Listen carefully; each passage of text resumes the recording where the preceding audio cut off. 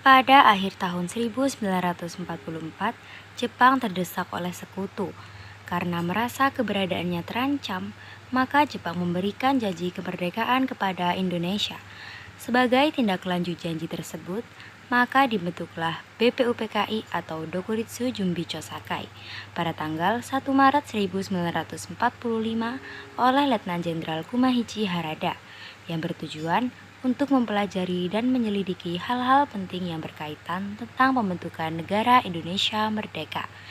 Dr. Rajiman Widyo Diningrat dilantik sebagai ketua, dan sebagai wakilnya adalah Ichibangase Yoshio dari Jepang dan Suroso dari Indonesia. BPUPKI pun mengadakan sidang pertama pada tanggal 29 Mei sampai 1 Juni 1945 dengan agenda merumuskan dasar negara Indonesia merdeka. Sidang pertama bertempat di Gedung Cho Sangiin atau Gedung Pancasila yang dihadiri oleh ketua dan wakil serta anggota BPUPKI yang berjumlah 67 orang. Rajiman, Ichibangase, Suroso, beserta para anggota duduk di tempat sidang yang telah tersedia. Rajiman pun selaku ketua membuka sidang BPUPKI.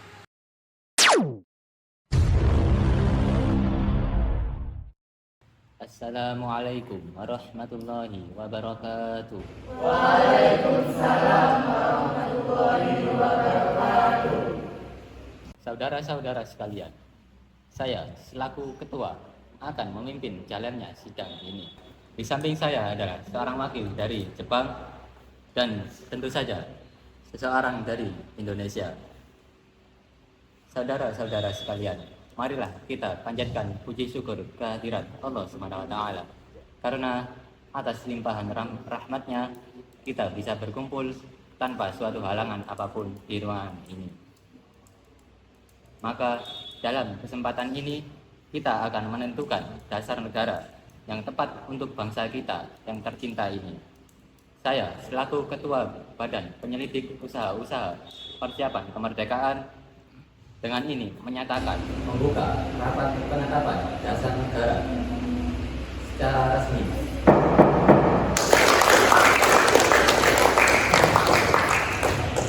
Seluruh anggota sidang seraya bertepuk tangan. Kemudian, semua anggota berdiskusi sampai keadaan sidang menjadi ricuh. Selanjutnya, silakan saudara sekalian yang ingin menyumbangkan ide dan gagasannya dalam perumusan dasar negara ini. Saya harap saudara-saudara sekalian ikut berpartisipasi menyampaikan gagasan untuk membangun negara ini. Saudara-saudara sekalian, harap tenang. Kita memang mempunyai tujuan yang sama. Namun, jika Anda berbicara di dalam kelompok, itu hanya percuma. Jadi, sampaikanlah usulan kalian di depan forum. Saya memiliki usulan. Indonesia merupakan negara yang kaya akan tradisi dan budaya. Jadi, saya harapkan kita bisa mempunyai dasar negara yang mampu mewakili keberagaman yang ada di Indonesia. Saya setuju. Memang seharusnya Indonesia memiliki ideologi yang mampu mempersatukan seluruh pihak. Saudara-saudara, saya telah mendengarkan beberapa usulan dari saudara sekalian. Saya telah menyimpulkan apa dasar yang cocok untuk negara tercinta kita. Dalam sidang hari ini, saya mengajukan usulan mengenai dasar negara yang berwujud tulisan maupun secara lisan. Berikut rumusan secara lisan. Yang pertama, beri kebangsaan. Yang kedua, beri kemanusiaan. Yang ketiga, beri ketuhanan. Yang keempat, beri kerakyatan. Dan yang kelima, beri kesejahteraan rakyat.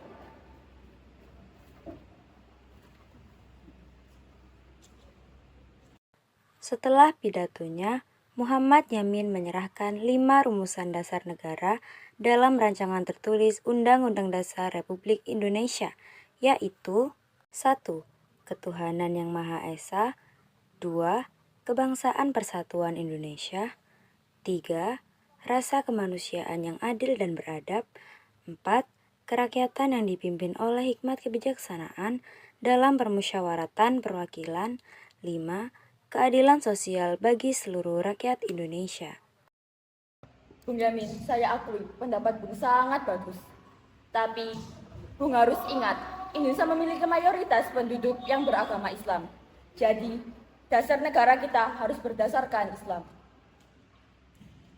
Betul, Bung. Seharusnya Islam lebih diutamakan dalam negara ini. Apa Tuhan tidak mendengarkan pernyataan dari Tuan Abu Salim? Kita membentukkan dasar negara yang menyeluruh, bukan kelompok Anda saja. Keadaan rapat menjadi kisruh dan kacau. Seluruh anggota berdebat sesuai kehendaknya masing-masing. Kemudian, AA Maramis menengahi persoalan yang terjadi. Saya sependapat dengan saudara Muhammad Yamin. Ide saudara sudah baik karena mengandung unsur ketuhanan yang sesungguhnya telah mewakili keadaan Indonesia yang beragam agama. Tenang saudara-saudara, jika rapat dilakukan seperti ini, kita tidak akan bisa menemukan dasar negara kita. Cukupkan rapat untuk hari ini dan akan dilanjutkan pada esok hari. Wassalamualaikum warahmatullahi wabarakatuh. Waalaikumsalam warahmatullahi wabarakatuh. Sidang diberhentikan dan belum juga mendapat dasar negara yang sesuai untuk negara Indonesia, sehingga sidang dilanjutkan pada hari selanjutnya, yaitu tanggal 31 Mei 1945 di ruang Volksrot.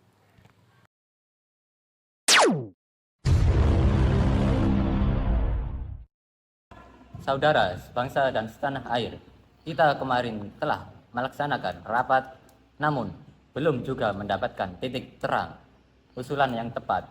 Hari ini kita berkumpul lagi untuk membahas hal yang sama, yaitu dasar negara. Saudara Suroso, silahkan jelaskan kembali hasil rapat kemarin.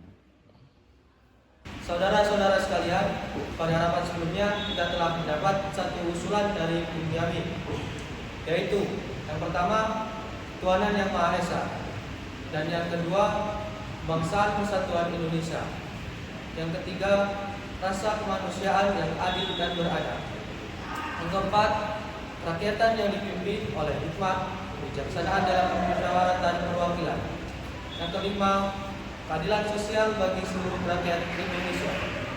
Namun masih ada perdebatan pada poin yang pertama. Baiklah, apakah ada usulan lagi yang gagasannya berkaitan dengan hal tersebut? Pada dasarnya, agama hanya tertuju pada satu Tuhan yang sama, yaitu Tuhan yang Maha Esa. Jadi, untuk apa kita memperdebatkannya? Masih banyak hal-hal yang lain yang harus lebih penting kita pikirkan. Merdeka! Merdeka! Merdeka! Merdeka! Seluruh anggota sidang seraya bertepuk tangan dan mengatakan merdeka, merdeka, merdeka. Namun, Abdul Kahar tetap tidak setuju. Ia tetap ingin bahwa Indonesia menjadi negara Islam. Kemudian, Muhammad Hatta menyampaikan pernyataannya sebagai penengah. Tapi Bung, saya meyakini bahwa Indonesia tidak disamaratakan seperti itu. Indonesia negara Islam. Kalau seperti itu, kenapa Bung tidak membuat rapat dalam forum Bung sendiri dengan anggota Bung? Kami di sini rapat berdasarkan musyawarah. Apabila Bung tidak bisa menahan ego kelompok, silahkan, pintu keluarnya ada di sana. Saudara, Anda telah mendengar pernyataan dari Hatta. Tidak ada gunanya kita melanjutkan rapat ini dengan ego. Baiklah, apakah ada yang memiliki usulan lain? Saudara-saudara, saya ingin menyampaikan ide untuk dasar negara kita yang tercinta ini. Berikut asas-asas dari saya. Yang pertama, persatuan. Yang kedua, kekeluargaan. Yang ketiga, keseimbangan lahir dan batin. Yang keempat, musyawarah. Yang kelima, keadilan rakyat. Sebenarnya saya tidak ingin menyinggung hal ini. Namun usulan dari Bung Supomo tidak menyatakan tentang adanya ketuhanan. Padahal itu bagian penting sehingga harus disertakan. Terima kasih, Saudara Supomo. Apakah ada pendapat lainnya dari saudara-saudara sekalian? Jika tidak ada, rapat akan dilanjutkan esok hari. Terima kasih. Sidang BPUPKI berlanjut pada tanggal 1 Juni 1945.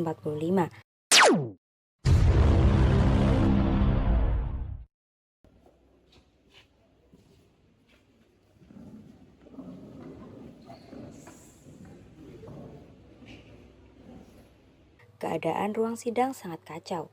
Semua anggota berdebat hebat mengenai dasar negara yang cocok untuk Indonesia. Insinyur Soekarno tidak tahan melihat kegaduhan di ruang sidang. Kemudian, beliau mengambil alih ruangan dan menyampaikan pidato kecilnya. Terima kasih saudara-saudara sekalian telah tenang. Kita telah berkumpul di ruangan ini selama 3 hari hanya untuk membahas dasar negara. Kita masih belum mampu menghasilkan dasar negara yang baik dan cocok untuk negara kita tercinta ini. Setiap kelompok masih saja egois dan lebih mementingkan kepentingan golongannya dibanding kepentingan umum. Kita tidak bisa seperti ini. Untuk itu, izinkan saya untuk menyampaikan usulan saya tentang dasar negara yang saya beri nama Pancasila.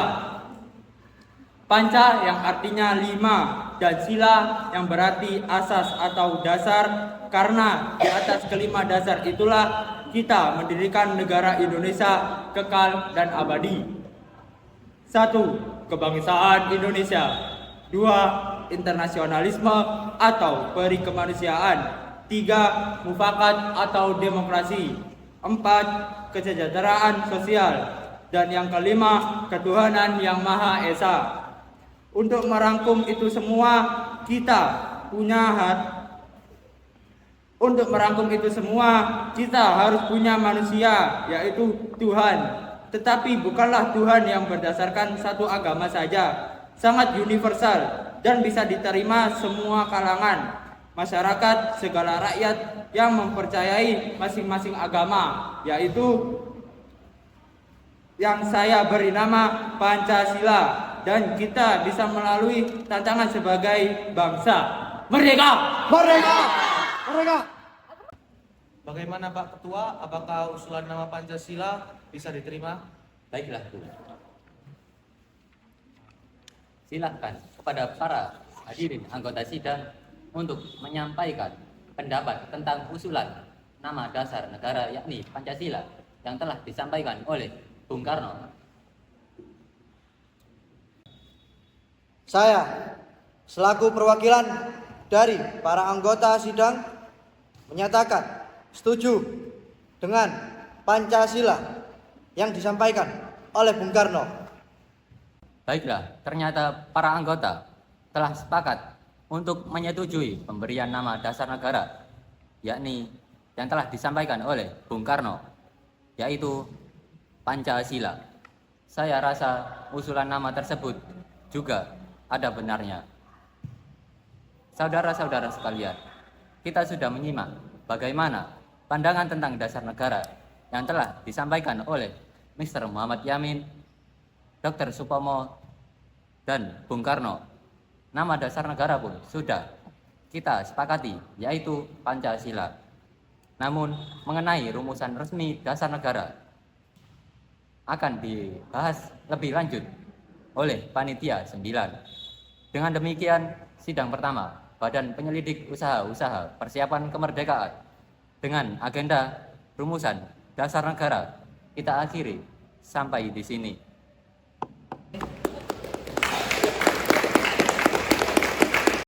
Sidang BPUPKI pertama pada tanggal 29 Mei sampai 1 Juni 1945 dengan agenda merumuskan dasar negara berakhir. Selanjutnya, dasar negara tersebut dibahas dalam sidang yang dilakukan oleh Panitia 9.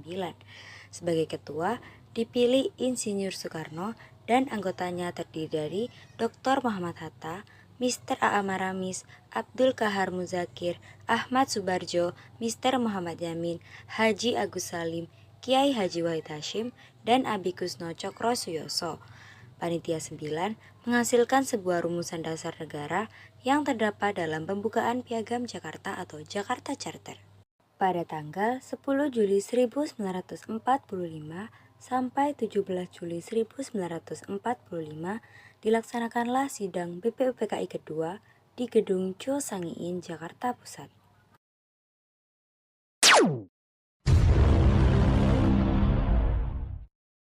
Assalamualaikum warahmatullahi wabarakatuh. Waalaikumsalam warahmatullahi wabarakatuh.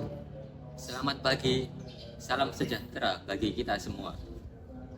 Yang terhormat panitia dan anggota-anggota Badan Penyelidik Usaha Persiapan Kemerdekaan Indonesia. Marilah kita memanjatkan puji syukur kehadirat Allah Subhanahu wa taala karena atas limpahan rahmatnya kita bisa berkumpul di sini tanpa suatu halangan apapun. Saya selaku ketua mengucapkan terima kasih yang sebesar-besarnya atas kehadiran tuan-tuan sekalian. Dengan sambutan pembukaan ini, saya umumkan bahwa sidang BPUPKI yang kedua ini resmi dibuka. Sekian sambutan yang dapat saya sampaikan. Bila ada salah kata dari tutur kata saya, mohon dimaafkan. Terima kasih atas perhatian tuan-tuan sekalian. Tuan Ketua, saya di sini akan menyampaikan usulan-usulan yang telah saya terima selaku Ketua Panitia Kecil beranggotakan 9 orang yang telah dibuat pada sidang BPUPKI yang pertama. Usulan-usulan yang saya dapat sampaikan, pertama adalah 1. Usulan mengenai dasar negara. Yang kedua, usulan mengenai unifikasi atau federasi. Yang ketiga, tentang keuangan. Yang keempat, tentang agama dan negara. Yang kelima, tentang pembelaan negara. Dan yang keenam, tentang warga negara. Ketujuh, tentang bentuk negara dan kepala negara. Dan kedelapan, tentang daerah. Dan yang kesembilan, yang terakhir adalah meminta merdeka selekas-lekasnya. Paduka Tuan Ketua, saya juga mengumumkan bahwa adanya tambahan anggota baru, yaitu Abdul Fatah Hasan, Asikin Natar Negara, Suryo Hadimijoyo, Muhammad Nur, dan Abdul Kafar. Saya mohon dari tuan-tuan sekalian, oleh karena kita menghadapi saat yang suci, baiklah kita meninggikan cipta, supaya janganlah hati kita dipengaruhi oleh sesuatu hal yang tidak suci. Tetapi dengan segala keikhlasan menghadapi keputusan bentuk negara yang akan didirikan, dengan hal yang murni yang tidak terpengaruhi oleh sesuatu maksud yang tidak suci. Oleh karena itu, saya mohon kepada paduka tuan-tuan sekalian, sukalah tuan-tuan berdiri di hadapan hadirat Allah Subhanahu wa taala untuk meminta doa. Usul itu kita turuti, dan saya minta marilah kita mengheningkan cipta supaya mendapat pikiran yang jernih, suci, murni dalam pemilihan. Bagi anggota Muslim, mari kita membaca Al-Fatihah untuk memulai persidangan BPUPKI yang kedua ini. Sedangkan yang non-Muslim berdoa sesuai keyakinan masing-masing. Berdoa mulai. Amin. Para anggota BPUPKI mulai berdoa menurut agama dan keyakinan masing-masing. Mari kita mulai pemungutan suara ini dengan cara voting. Mengapa dengan cara voting? Mengapa tidak musyawarah mufakat saja? Karena dengan voting kita bisa memutuskan masalah dengan adil. Kita juga dapat menghemat waktu. Kita tidak perlu mengeluarkan kata yang tidak penting. Marilah tuan-tuan, kita lakukan voting untuk menentukan bentuk negara. Sesudah itu, dilakukanlah pemungutan suara. Tuan Ketua, kami sudah mengetahui bahwa ada 64 sistem yang memilih Republik, ada 55 sistem yang memilih kerajaan 6, lain-lain 2, dan belangko 1. Saya mengucapkan terima kasih atas pekerjaan komisi. Anggota sekalian sudah mendengar bahwa telah dipilih oleh sidang BPUPKI yang kedua yang melahirkan 64 step, yaitu 55 republik, 6 kerajaan, 1 belangko, dan 2 lain-lain. Jadi semuanya ada 64. Sudah ada ketetapan dalam waktu ini. Nanti kita membuat laporan yang sejelas-jelasnya. Jadi putusan panitia itu republik. Sudah jelas, Republik yang dipilih dengan suara terbanyak. Sekarang saya minta kita beristirahat sejenak.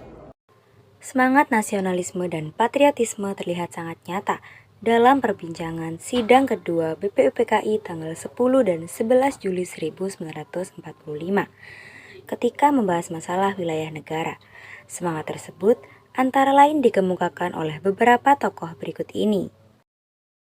Maka apabila bangsa Indonesia pada masa ini mempunyai ketinggian, kehendak, dan kemauan, dan menjunjung tinggi apa yang telah diangan-angankan, hendaklah sanggup pula mengakui bahwa tanah Melayu itu sebagian dari tanah air kita. Tanah Papua itu sumber kekayaan kita. Janganlah sumber kekayaan yang diwariskan oleh nenek moyang kita hilang dengan sia-sia. Oleh karena itu, saya setuju bahwa dalam penentuan batas halaman tanah air kita, hendaklah kita memilih berpikir dengan sebaik-baiknya. Janganlah didasarkan pada soal apakah kita sanggup atau tidak sanggup, tetapi pula apakah akan timbul kesanggupan akan merdeka atau tidak. Soal lain pula berhubungan dengan tanah Papua. Memang hal ini dalam ilmu pengetahuan, etnologi, bahasa, geografi, ada yang menyebutkan bahwa Pulau Papua tidak masuk ke tanah Indonesia. Tetapi paham ini hanyalah dilahirkan oleh orang-orang yang mengarang buku yang bersangkutan. Tetapi ada juga paham-paham lain yang mengatakan bahwa seluruh Papua masuk Indonesia. Perkataan Indonesia dibuat oleh orang yang mempunyai paham yang mengatakan bahwa Indonesia melengkungi daerah Malaya dan Polinesia. Jadi, dengan sendirinya pada waktu perkataan Indonesia lahir dimaksudkan bahwa tanah Papua masuk ke dalam daerah Indonesia. Dalam ilmu strategi, alangkah besar bagi kedua-keduanya untuk menjaga sisi masing-masing. Artinya, kalau kita melihat batas kita di timur ke Pulau Timur, saya setuju sekali dengan anggota yang terhormat Muhammad Yamin, yaitu agar pulau itu dimasukkan dalam lingkungan kita terletak Indonesia Baru.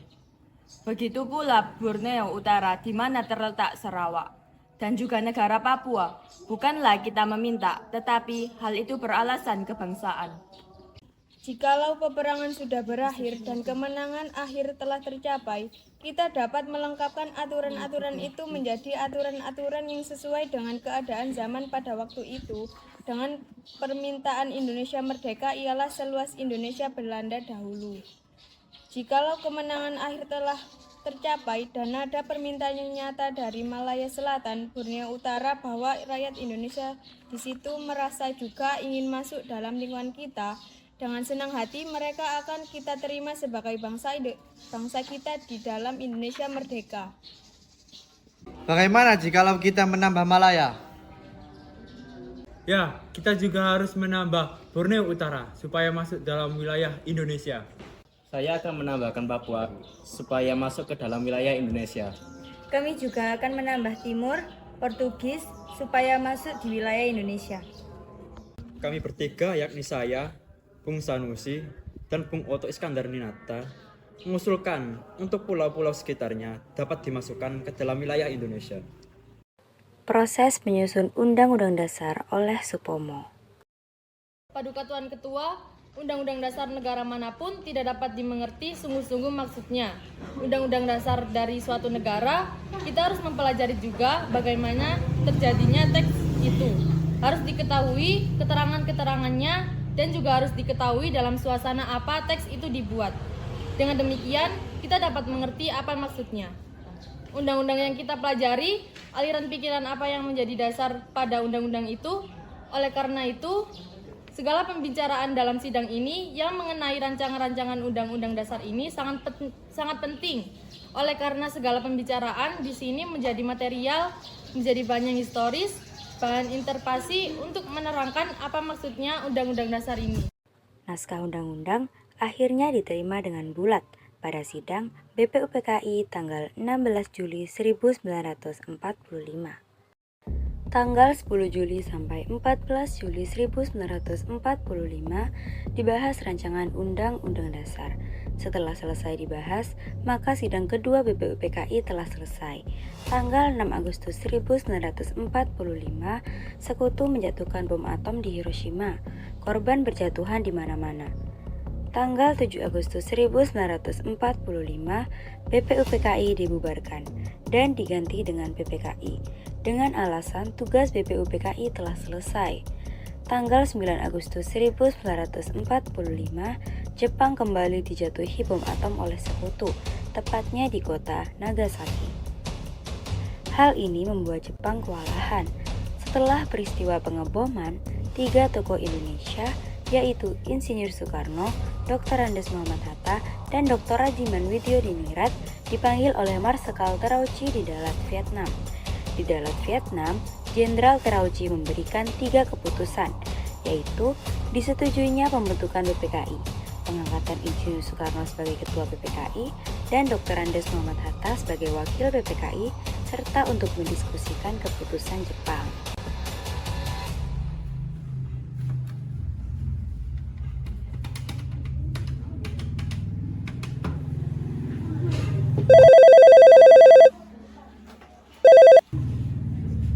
Halo, selamat pagi Bung Karno. Iya, maaf, siapa Anda? Ya, saya Jenderal Terauchi, Panglima Jepang. Bisakah kita membuat pertemuan antara saya, Anda, dan Bung Hatta di Dalat, Vietnam untuk membicarakan kemerdekaan bangsa Indonesia? Baiklah, saya akan berangkat nanti sore. Baiklah jika begitu. Terima kasih, Bung.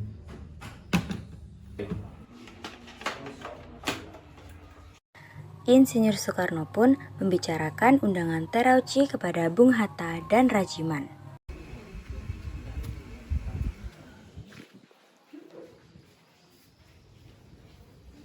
Selamat pagi. Selamat pagi, Bung. Ada apa, Bung? Kedatangan saya di sini untuk menyampaikan undangan Terauchi kepada kita untuk menuju ke Dalat, Vietnam. Untuk apa kita ke sana? Untuk membahas kemerdekaan kita. Esok harinya, Insinyur Soekarno, Bung Hatta, dan Rajiman sudah sampai di Dalat, Vietnam. Mereka dijemput oleh Terauchi.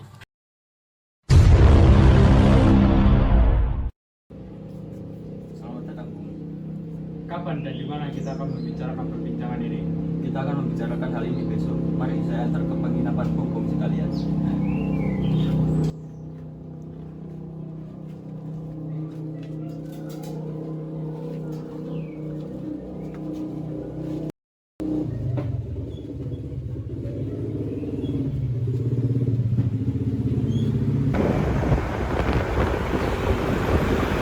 Pagi hari setelah menginap di hotel, Soekarno dan kawan-kawan bertemu Terauchi. Selanjutnya, mereka melakukan perbincangan. Kami akan memberikan kemerdekaan bagi bangsa Indonesia, sehingga terbentuknya PPKI kemarin akan membantu. Lalu, apa saja tugas dari PPKI? PPKI akan membahas semua kelengkapan pada saat proklamasi. Kapan pelaksanaan proklamasinya? Tak perlu khawatir, kami belum bisa menentukannya. Jepang akan memberikan kemerdekaan bagi Indonesia. Apakah seluruh wilayah Indonesia meliputi seluruh wilayah India sampai Belanda, Bung? Mungkin bisa jadi wilayah Indonesia akan meliputi wilayah tersebut. Pertemuan tersebut hanyalah tipu muslihat dari Jepang untuk membantu bangsa Indonesia tidak berontak. Soekarno dan kawan-kawan pun kembali ke Indonesia. Sebelum pulang, mereka singgah ke Singapura untuk menemui 3 pimpinan PPKI. Soekarno selanjutnya mencari tahu bahwa Jepang telah menyerah pada Sekutu. Hari berikutnya, Soekarno dan kawan-kawan melakukan rapat koordinasi. Bung Karno, Hatta, Rajiman kembali diundang ke Singapura menemui 3 pimpinan PPKI. Dalam perjalanan, mereka berbincang. Rasanya saya belum yakin, Bung, kalau Jepang telah menyerah kepada Sekutu. Kalau begitu, kita perlu diskusi lebih lanjut dengan beberapa tokoh yang ada di Indonesia. Lalu, siapa saja tokohnya? Baik golongan tua maupun golongan muda untuk memproklamirkan kemerdekaan Indonesia. Pada 14 Agustus 1945, sekitar pukul 13.30, Sultan Syahrir sedang membaca koran dan sedang mendengarkan radio.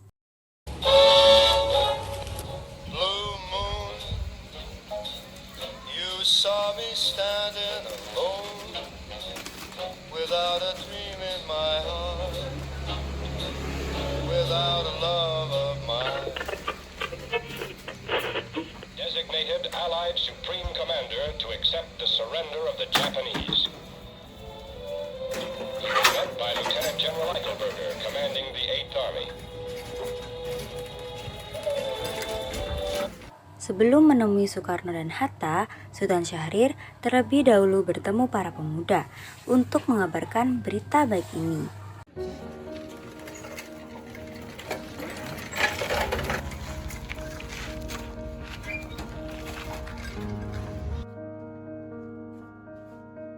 Apakah kalian sudah mendengar kekalahan Jepang? Belum, Bung. Apa yang terjadi di Jepang? Dari yang kudengar, sekutu menjatuhkan bom di Nagasaki dan Hiroshima. Oleh sebab inilah, Jepang melawan kejahatan senjata. Benar, Jepang sudah tidak menang di negara kita. Kita harus mengambil kesempatan ini.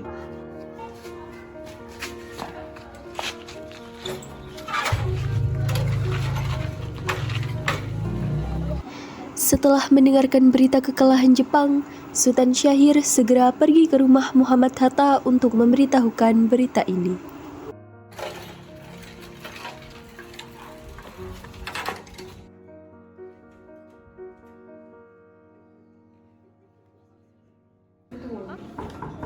Assalamualaikum.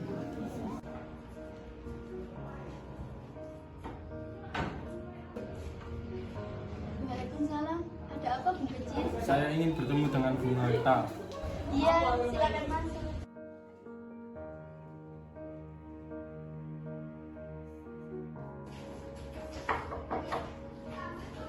Maaf, ada Bung Kecil. Iya, sebentar.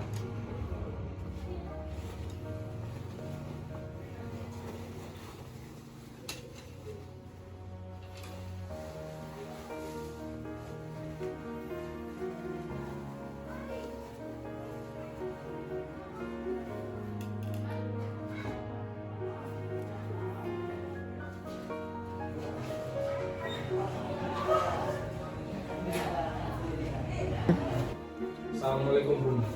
Waalaikumsalam. Ada apa, Bung Kecil? Duduk dulu. Bagaimana kabarnya, Bung? Alhamdulillah, baik. Bagaimana soal kemerdekaan kita, Bung? Bukannya sudah saya serahkan kepada PPKI? Tapi menurut saya lebih baik melaksanakan kemerdekaan tanpa PPKI. Apa maksud Anda mengatakan demikian? PPKI adalah buatan Jepang. Jika kita merdeka melalui PPKI, sekutu akan menganggap kemerdekaan Indonesia buatan Jepang. Sebaiknya kita segera melaksanakan kemerdekaan Indonesia selagi vacuum of power. Apa itu vacuum of power? Sultan Syahrir pun menjelaskan apa itu vacuum of power kepada Muhammad Hatta. Ia menjelaskan bahwa Indonesia sedang dalam masa kekosongan kekuasaan karena Jepang telah menyerah pada sekutu, sehingga menurut Sultan Syahrir ini adalah kesempatan yang baik untuk memproklamasikan kemerdekaan. Saya setuju, tapi apakah Bung Karno sependapat dengan kita? Bagaimana kalau kita menuju kediaman Bung Karno? Saya setuju. Mari, Bung. Mari kita ke sana.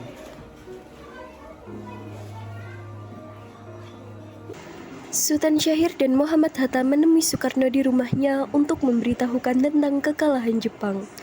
Syahrir mendesak untuk mempercepat proklamasi, tetapi Bung Karno menolaknya.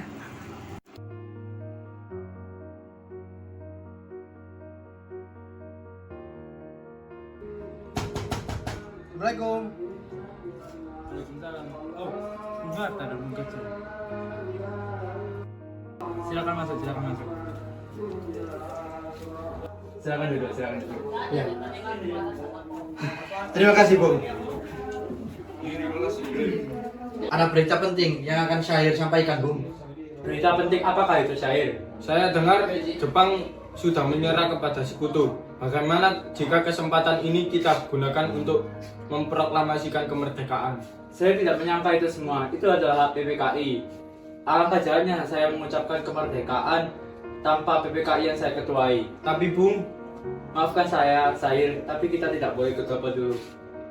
baiklah kalau begitu kami permisi. Mari Bung Hatta. Mari. Silakan.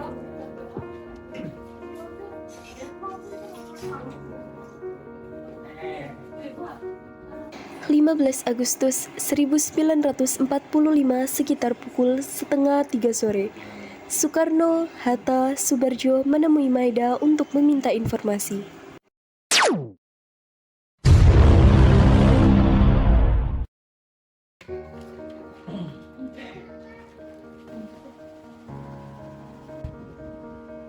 Silakan masuk.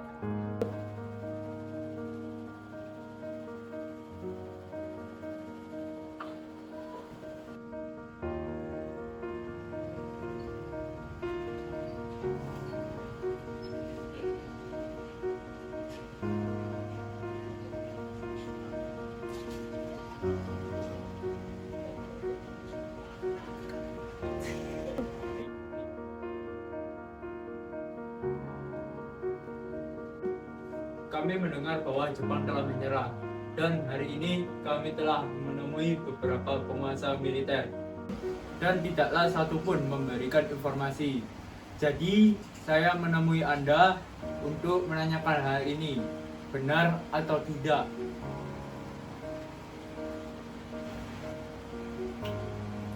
Tokyo Karano, Shikise Sushi wa ukete, Orimesa no de, Kenji de wa kono, Uwasa Senjutsu de wa naku.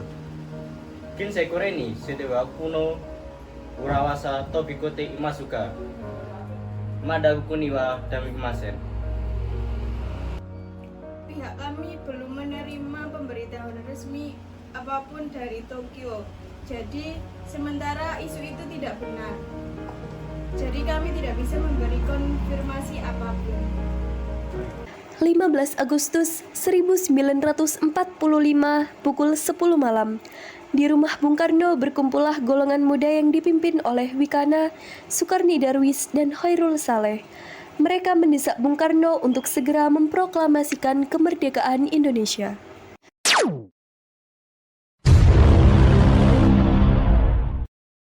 Ayo Bung, malam ini juga di Partai Revolusi. Kita harus mengambil kekuasaan, Bung.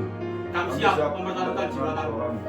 Kita Bung, kalau tidak bergerak cepat, maka akan ada pertumpahan darah dan gumulan besar-besaran. Ini, batang layar kusaran ke pojok santupku sekali. Sudah, tidak ada gunanya kita bertengkar. Mari kembali, bicarakan baik-baik. Wikana, kita tidak boleh gegabah. Lalu mengapa tidak ada yang melakukannya sendiri? Kenapa malah meminta Soekarno untuk melakukannya?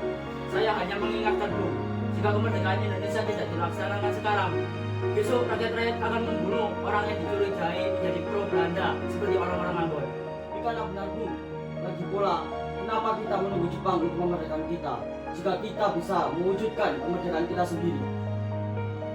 Kekuatan kita tidak sebanding dengan Jepang dan Sekutu. Kita tidak dapat bertahan setelah merdeka tanpa bantuan mereka. Saya yakin kita bisa Bung, kita bisa. Benar, kita harus melaksanakan proklamasi. Benar Bung, cepat. Malam ini Bung, malam ini. Tenang, ini sudah malam. Tidak baik kalau Anda semua melakukan seperti ini. Saya mengerti permintaan saudara semua, tetapi saya tidak dapat mengabulkannya. Izinkan saya berunding dengan golongan tua, karena saya takut akan banyak korban jiwa. Ais, sudahlah.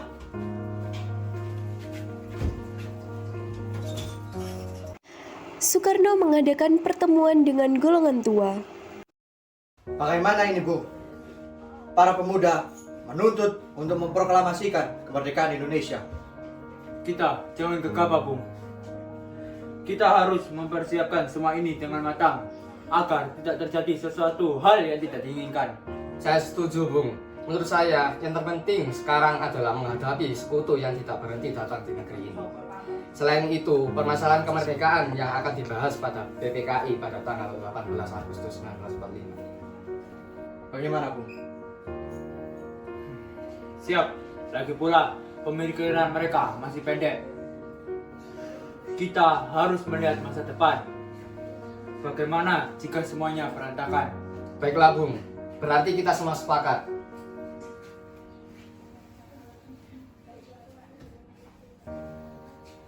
Setelah usahanya mendesak golongan tua gagal, para pemuda lalu melaksanakan pertemuan di Jalan Cikini 71. Mereka lalu sepakat untuk menculik Soekarno-Hatta dan membawa mereka ke Rengas Dengklok. Saudara-saudara, sebagaimana yang kita ketahui, Bung Karno tidak mau melaksanakan proklamasi. Apa ya yang harus kita lakukan? Kita culik Bung Karno dan Bung Hatta, lalu kita desak mereka agar segera melaksanakan proklamasi. Culik? Ya, kita bawa dia ke suatu tempat, lalu kita bujuk mereka. Itu benar.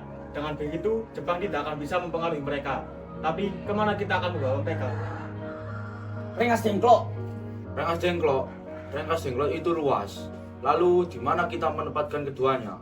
Tenang, saya akan menghubungi saudaraku sebelum untuk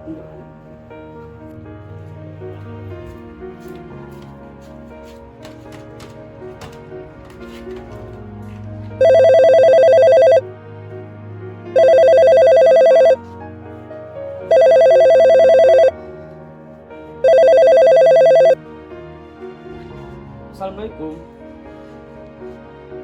Waalaikumsalam. Ada apa, Jarwis? Kami akan menculik Bung Karno dan Bung Hatta untuk mendesak mereka agar segera melaksanakan proklamasi. Apa? Menculik mereka? Iya, dan kami sepakat untuk membawa mereka ke Rengas Dengklok. Bisakah kau memberi keamanan kepada kami dan mencarikan kami untuk tempat ini dengan Soekarno-Hatta? Tentu, saya akan mengamankan Anda semua.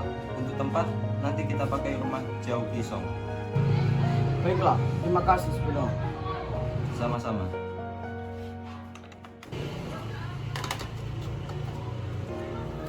Sebenarnya itu dan tidak akan ditempatkan rumah Jauh Isong. Kapan kita akan menculik Bung Karno dan Bung Hatta? Secepatnya, besok subuh.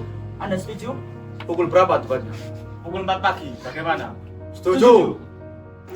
Keesokan harinya, 16 Agustus 1945 pukul 4 pagi, rombongan pemuda menculik Bung Hatta untuk dibawa ke Rengas Dengklok tanpa sepengetahuan golongan tua.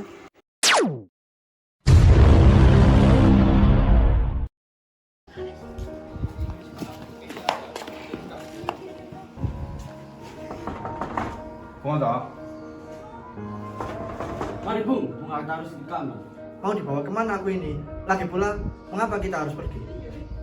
Rengas Dengklok, ini sudah menjadi keputusan para pemuda. Selain itu, rakyat akan menyerbu kota kita. Apa yang Anda bicarakan?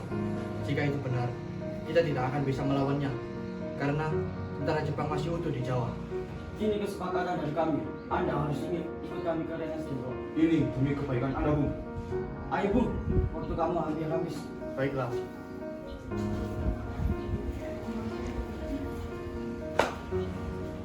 Rombongan pemuda juga menculik Soekarno.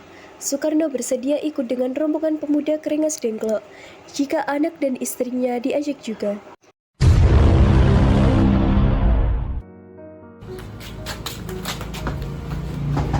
Bung Karno, Bung Karno.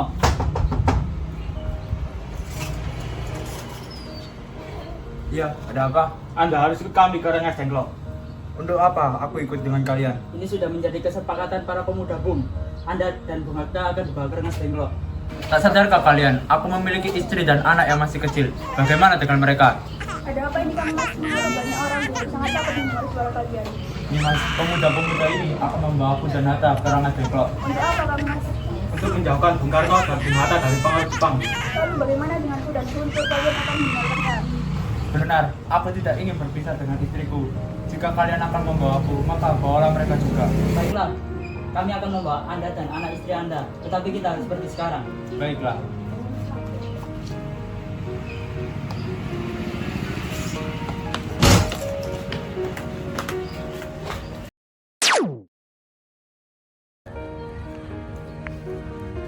Apakah kau tahu keberadaan Bung Karno dan Bung Hatta berada?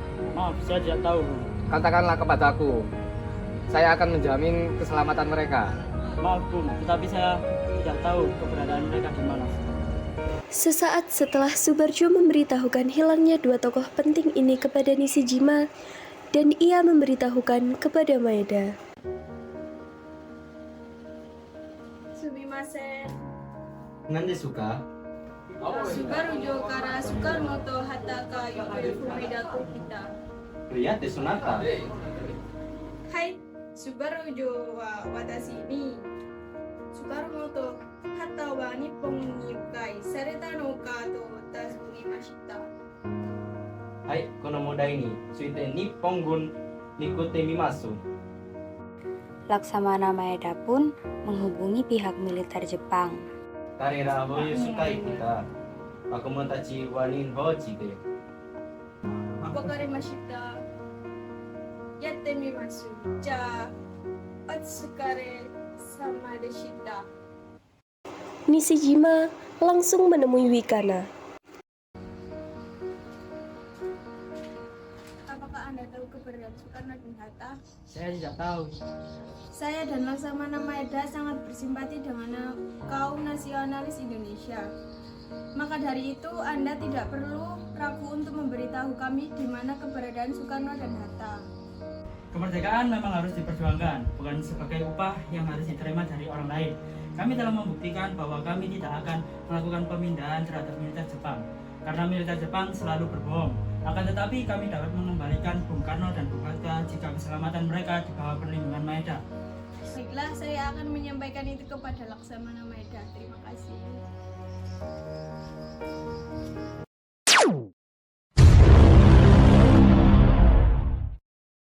Tidak terjadi apa-apa di Jakarta, Bu. Kalau tidak terjadi apa-apa, maka usaha kalian para pemuda gagal. Revolusi sudah di tangan kami sekarang, dan kami memerintahkan Bung untuk melakukannya. Jika tidak melakukannya malam ini, lalu apa? Yang paling penting dalam peperangan dan revolusi adalah saat yang paling tepat. Di Saigon, saya sudah merencanakan hal ini pada tanggal 17. Kenapa tanggal 17, Bung? Saya seorang yang percaya dalam hal mistik, bahwa itu adalah hari yang baik. Angka 17 adalah angka yang suci, sebagaimana Al-Quran diturunkan pada tanggal 17. Selain itu, umat Islam sehari semalam melaksanakan sholat sebanyak 17 rakaat. Dan itu bertepatan pada hari Jumat Legi. Subarjo disertai Sudiro dan juga Yusuf Kunto berangkat ke Rengas Dengklok untuk menemui Soekarno-Hatta. Rupanya, Subarjo menginformasikan atas hilangnya dua tokoh penting ini kepada Laksamana Maeda yang mendukung penuh atas kemerdekaan bangsa Indonesia.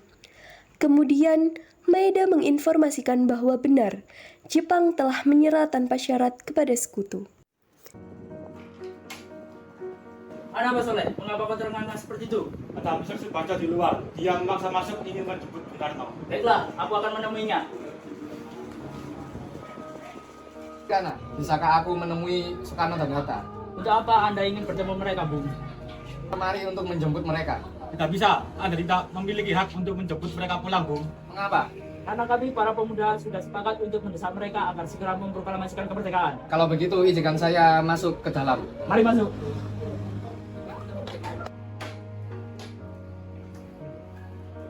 Ada apa, Subarjo?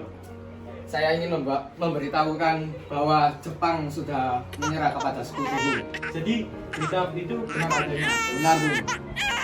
Bukankah saya dan Syahrir sudah memberitahumu, Bu? Tapi saya belum percaya, Bu. Kalau begitu, tunggu apa lagi? Mari kita memproklamasikan kemerdekaan kita. Benar, Bung? Iya, sebaiknya memang begitu, Bu. Baiklah, saya akan menuruti permintaan kalian.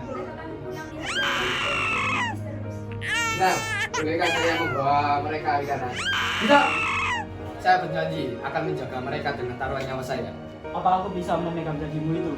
Tentu saja. Baiklah kalau begitu. Terima kasih. Terjadi pula tawar-menawar proklamasi antara Subarjo dan Subeno.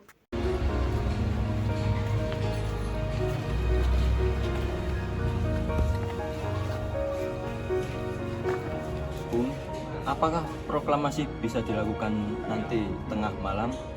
Tidak mungkin.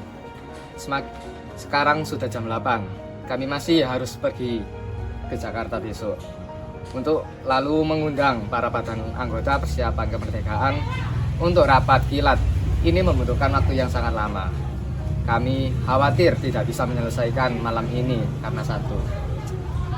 Bagaimana kalau besok jam 6? Saya akan berusaha semaksimal mungkin agar selesai pada esok jam 6. Tapi saya usahakan bahwa esok tengah hari semua pasti sudah beres. Kalau tidak, bagaimana? Mayor, jika esok tanggal 17 Agustus jam 12 tidak terjadi proklamasi, maka saya lah jaminannya. Tembak matilah saya. Sesampainya di Jakarta, 16 Agustus 1945 pukul 4 pagi, Soekarno mengantarkan anak dan istrinya pulang terlebih dahulu sebelum beliau merumuskan naskah proklamasi bersama para pemuda. Kita sudah sampai di Jakarta, Bung. Mari kita ke rumah Laksamana Maeda untuk membahas proklamasi. Baiklah, tapi tunggu dulu. Aku ingin mengantarkan anak dan istriku pulang terlebih dahulu. Baiklah, Bung. Kami akan mengantar Anda sekarang. Sudah sampai, Bung. Baiklah. Hati-hati kamu, Mas. Iya, nih, Mas. 17 Agustus 1945 dini hari. Setelah sampai di rumah Laksamana Maeda yang terletak di Jalan Imam Bonjol nomor 1, Bung Karno pergi menemui Nishimura agar merubah status dan keadaan di Indonesia. Namun Nishimura tidak mau, sehingga Bung Karno kembali ke rumah Laksamana Maeda. Di ruang makan dalam rumah Laksamana Maeda, berkumpullah Insinyur Soekarno, Dr. Andes Muhammad Hatta, Ahmad Subarjo, Soekarni, Sayuti Melik, dan Burhanuddin Muhammadiyah untuk merumuskan naskah proklamasi. Saudara-saudara, bagaimanakah bunyi naskah proklamasi kita? Proklamasi.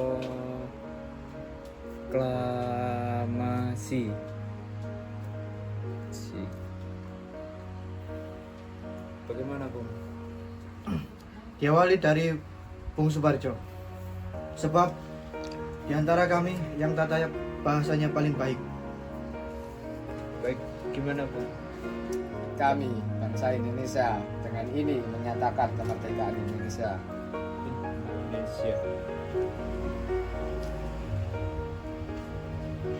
Baik, sudah saya tulis. Lanjutannya, Bung. Hal-hal yang mengenai pemindahan kekuasaan dan lain-lain dilaksanakan dengan cara seksama dalam tempo yang sesingkat-singkatnya. Jakarta, 17 Agustus tahun 1945. Wakil-wakil bangsa Indonesia. Apakah semua saudara setuju? Setuju! Lalu, siapa yang akan menandatangani naskah ini? Bagaimana kalau naskah ini ditandatangani semua yang hadir? Saya rasa jangan. Terlalu banyak. Menurut saya lebih baik Bung Karno dan Bung Hatta saja yang menandatanganinya atas nama bangsa Indonesia. Setuju! Setelah setuju, Soekarno meminta naskah tersebut diketik oleh Sayuti Melik dan didampingi oleh Burhanuddin Muhammadiyah. Beberapa kata direvisinya. Sayuti Melik merubah kata tempoh menjadi tempo. Dan kalimat wakil-wakil bangsa Indonesia menjadi atas nama bangsa Indonesia.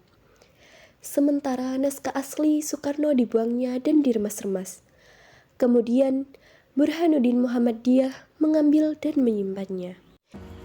Sayuti, tolong kau ketikkan naskah ini. Siap, Bung.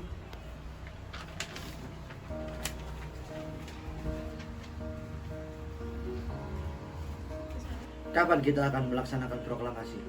Bagaimana kalau hari ini, Jumat Legi, tanggal 17 Agustus? Karena menurut saya, tanggal 17 Agustus adalah tanggal yang baik. Setuju, Bung. Lebih cepat, lebih baik. Tapi pukul berapa kita akan melaksanakannya? Pukul 10 tepat Bagaimana? Setuju. Baik, saya akan menyuruh Fatmawati untuk menjahit bendera merah putih. Tolong siapkan tiang benderanya. Baik, Bung. Tapi di mana kita akan melaksanakannya? Ditakutkan akan kondisi lapangan IKADA yang belum kondusif. Bagaimana jika kita memakai halaman rumah Bung Karno untuk melaksanakan upacara proklamasi kemerdekaan bangsa Indonesia? Setuju.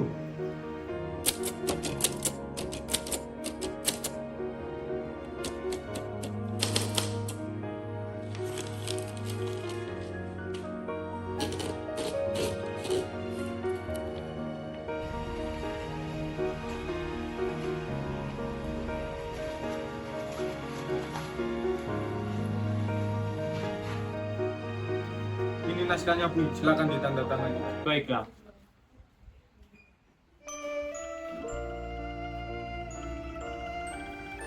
Silakan, Bung.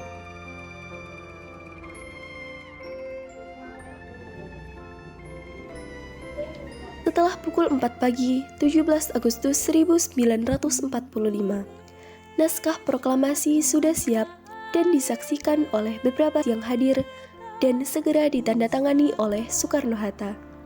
Alhamdulillah, akhirnya semua sudah berjalan dengan lancar. Terima kasih Ibu telah menemani di saat yang cukup menguras pikiran ini.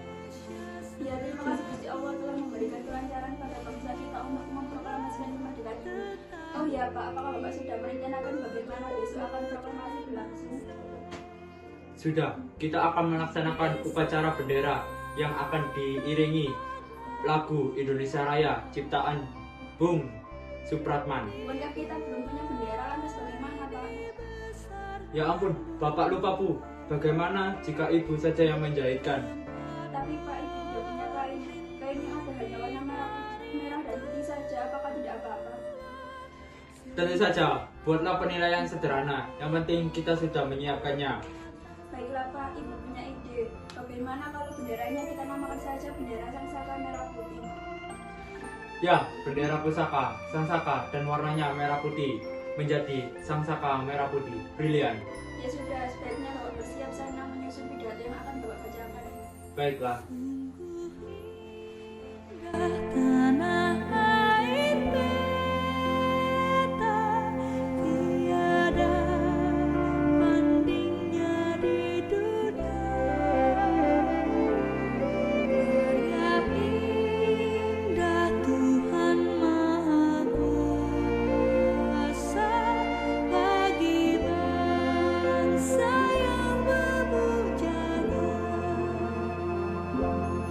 Jumat pukul 10 pagi, semua orang telah berkumpul di depan rumah Insinyur Soekarno di Jalan Pengangsaan Timur nomor 56 Jakarta untuk mendengarkan pelaksanaan proklamasi sesaat sebelum upacara dimulai.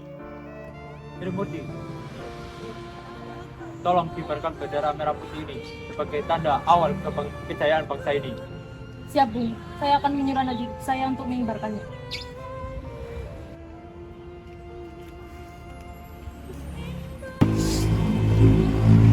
Jaga baik-baik bendera ini. Kalian akan mendapat kehormatan untuk mengibarkannya pertama kali dalam sejarah Indonesia. Siap, Komandan. Kami tak akan mengecewakan Anda. Bung Karno, Bung Hatta, keluarga Serambi depan rumah diikuti Ibu Fatmawati. Bung Karno membacakan proklamasi dan mengucapkan pidato pendahuluan. Namun, pada hari upacara proklamasi, Ahmad Subarjo tidak dapat menghadiri upacara kemerdekaan dikarenakan rasa lelah atas berbagai kejadian di malam-malam sebelumnya. Beliau juga meminta agar upacara proklamasi kemerdekaan dilangsungkan tanpa menunggu kehadirannya. Baik, Bu. Terima kasih. Saudara-saudara sekalian, saya telah meminta saudara-saudara hadir di sini untuk menyaksikan suatu peristiwa sangat penting dalam sejarah bangsa kita. Berpuluh-puluh tahun kita, bangsa Indonesia, berjuang untuk kemerdekaan tanah air kita. Bahkan telah beratus-ratus tahun. Gelombang aksi kita untuk mencapai kemerdekaan itu ada naiknya dan ada turunnya. Tetapi jiwa kita tetap menuju ke arah cita-cita. Juga di zaman Jepang, usaha kita untuk mencapai kemerdekaan nasional tidak ada henti-hentinya. Di dalam zaman Jepang ini, tampaknya kita menyadarkan din kepada mereka. Tetapi pada hakikatnya kita tetap menyusun tenaga kita sendiri. Tetapi kita percaya pada kekuatan sendiri. Sekarang tibalah saatnya kita benar-benar mengambil nasib bangsa dan nasib tanah air kita dalam tangan kita sendiri. Hanya bangsa yang berani mengambil nasib dalam tangannya sendiri kan dapat berdiri dengan kuatnya. Maka kami tadi malam telah mengadakan musyawarah dengan pemuka-muka rakyat Indonesia. Permusyawaratan itu telah sekata berpendapat bahwa sekaranglah datang waktunya untuk menyatakan kemerdekaan kita. Saudara-saudara, dengan ini kami menyatakan kebulatan tekad itu. Dengarkanlah proklamasi kami. Proklamasi kami, bangsa Indonesia, dengan ini menyatakan kemerdekaan Indonesia. Hal-hal yang mengenai pemindahan kekuasaan dan lain-lain diselenggarakan dengan cara seksama dan dalam tempo yang sesingkat-singkatnya. Jakarta, 17 Agustus tahun 1945. Atas nama bangsa Indonesia, Soekarno-Hatta. Demikianlah saudara-saudara, kita sekarang telah merdeka. Tidak ada satu ikatan lagi yang mengikat tanah air kita dan bangsa kita. Mulai saat ini kita menyusun negara kita, negara merdeka, negara Republik Indonesia, merdeka, kekal dan abadi. Insya Allah Tuhan memberkati kemerdekaan kita ini. Merdeka! Merdeka!